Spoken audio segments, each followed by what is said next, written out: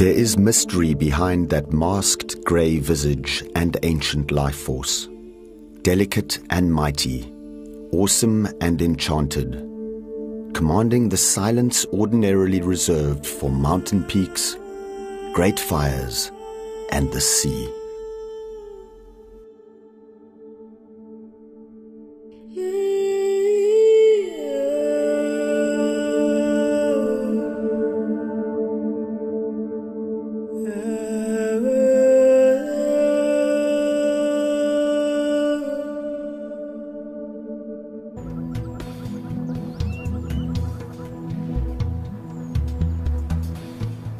He is cautious.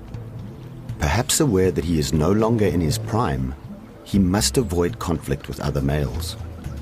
So he keeps his distance from the group. After tracking this elephant for 2 days, here he is. Probably the largest elephant alive on Earth today.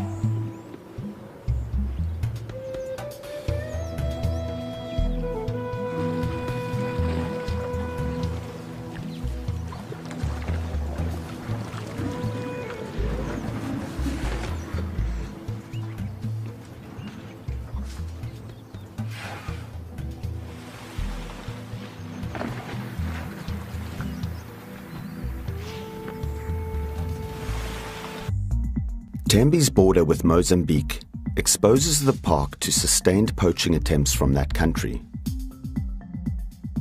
The onslaught is ever increasing because of Asia's insatiable demand for ivory.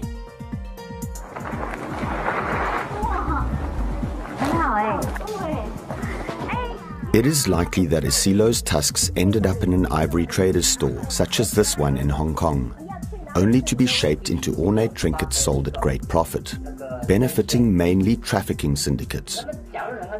Custom can check less than 1% of the cargo passing through Hong Kong. And with this percentage, we have already collected 33 tons of ivory seized from the year 2000 to 13, and we rank 5th in the world. So we can never estimate how much was passed through undetected. Traffickers are very smart. They know that whenever there are seizures, they have to keep changing their tactics. Kruger, like Tembe, shares a border with Mozambique and faces an even greater ivory poaching threat. The Magnificent Seven, all super Tuskers, roamed Kruger in the 1970s and 80s. Each had ivory in excess of 100 pounds per side. The result is that small tusked male genes are becoming more dominant. Even more alarming is that entire populations of African elephants are now increasingly becoming completely tuskless.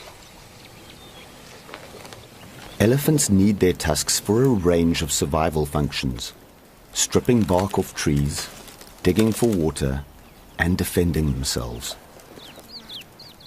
So the relentless killing of big tuskers results in generations of handicapped animals.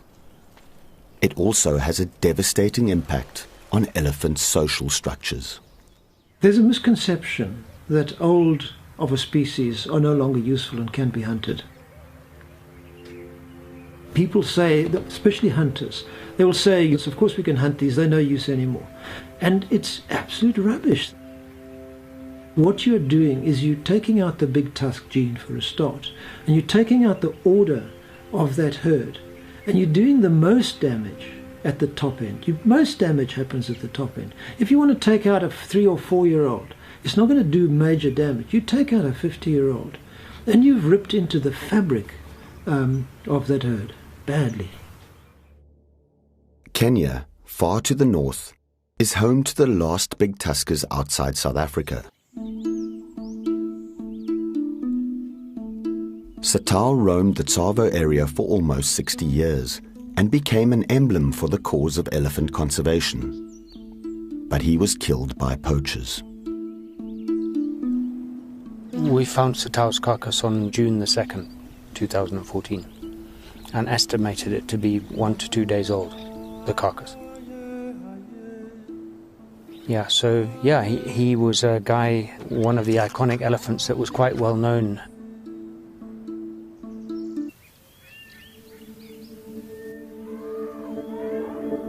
I hear the call of the elephants right now. This is a vital time in their conservation history.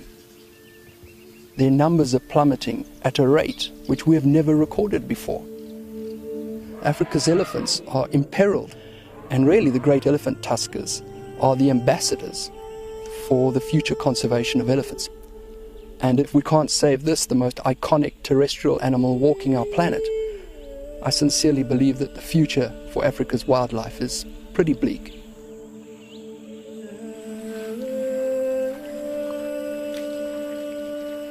Africa's big tuskers have been brought to their knees, their fate inextricably bound to the human species. With so few now remaining, it has become our moral duty to protect these magnificent creatures. If future generations are to have the privilege of witnessing big tuskers in wild African bush, it will be due to the unwavering commitment of Africa's brave wildlife custodians.